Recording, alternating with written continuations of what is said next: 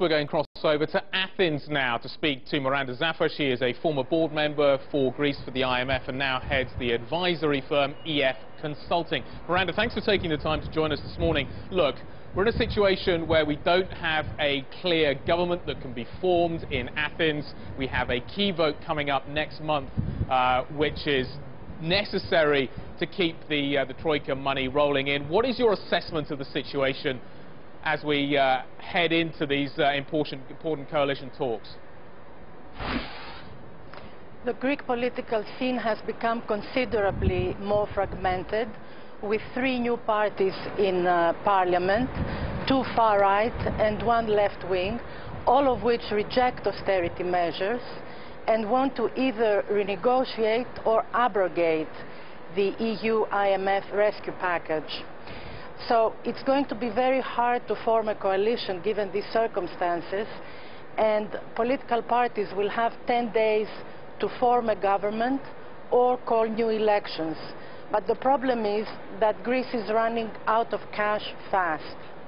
And if we don't get a new government formed in time for that vote, will that prove terminal for the Troika's relationship with Athens?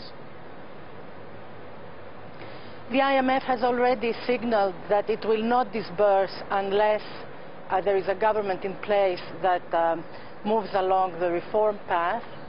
The EU, if it disburses, it will disburse into an escrow account that is earmarked for debt service payments. So it will be very hard for Greece to default. If the cash runs out, then what will not get paid is wages and pensions. So that will be a wake-up call for Greek politicians. Yeah, certainly a wake-up call. I think that's probably underestimating the situation. Are we talking about a Greek exit of that situation from the Eurozone? Hopefully not. I mean, it all depends on how patient Greece's official creditors are willing to be. There are 3 important steps that the government has to take whenever it is formed. They have to come up with 11 billion in spending cuts over the next 2 years. They have to agree on the terms on which the banks will be recapitalized following the debt exchange last March. And they have to come up with a revenue-neutral tax reform. These are all tall orders, and it's very important that a strong government be in place to implement these things. Okay, if you sort of think about this from a game theory point of view, why would any of the more extreme parties be willing to go along with the centre at this stage if they think that there is even the likelihood of additional elections coming up? They don't want to dilute their position, having made such great gains this time around.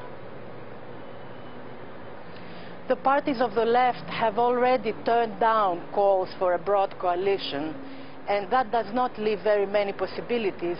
The 2 large parties that have governed Greece for the past 40 years or so do not have enough votes to form a stable government. So unless there is a 3rd party that comes in and is willing to implement the program, then new elections will have to be called. Miranda, we will wrap it up with you. Thank you very much indeed for your time. Miranda Xafa joining us from Athens.